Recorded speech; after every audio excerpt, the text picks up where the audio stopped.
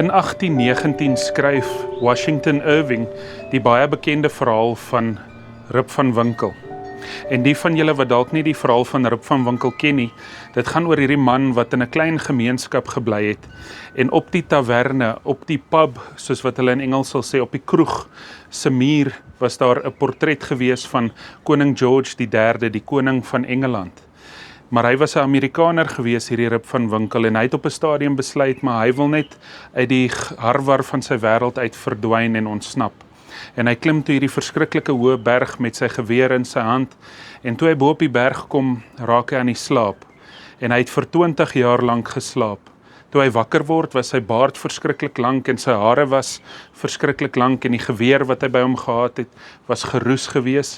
En hy besluit toe om maar weer terug te keer na die gemeenskap toe waar hy bly.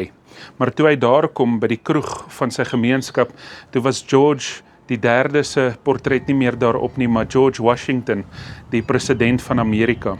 En wat gebeur het was dat terwyl Rip van Winkle geslaap het, was daar 'n revolusie wat homself afgespeel het. Rip van Winkle het eintlik geslaap terwyl die res van die wêreld besig was om te verander, terwyl daar 'n revolusie homself afgespeel het. Nou in die Bybel word daar baie gemaak van ons wat wakker moet wees.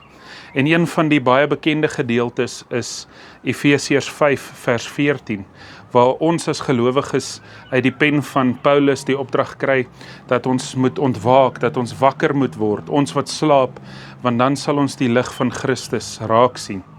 En uiteindelik wonder ek of ons slaap nie ook te doen het met 'n tipe van 'n ongeërgdheid nie. In Engels praat hulle van indifference. Is ek en jy nie partykeer indifferent of ongeërg oor dit wat rondom ons gebeur nie, veral oor die nood wat ons rondom ons raak sien nie. Partykeer is ons blind, is ons aan die slaap vir die nood rondom ons en voel ons dat dit ons nie eintlik moet pla of moet raak nie. Dalk word ek en jy juis geroep om wakker te word tot dit wat rondom ons gebeur, om wakker te word tot die nood rondom ons, sodat ons juis daar die lig van Christus kan gaan skyn. Dalk word ons juis gevra om nie 'n Rip van Winkle te wees nie, maar gelowiges wat wakker loop in hierdie wêreld. Hemelvader, dankie dat U 'n God is wat wakker is, dat U 'n God is wat nooit slaap nie, en dat U altyd vir ons daar is, selfs al gaan ons deur die donkerste van dieptes. Vader, help ons en lei ons ook in hierdie dag en in hierdie week wat voorlê, om ook wakker te word, te ontwaak, sodat ons U lig in hierdie wêreld kan laat skyn. Ons vra dit alles in U naam. Amen.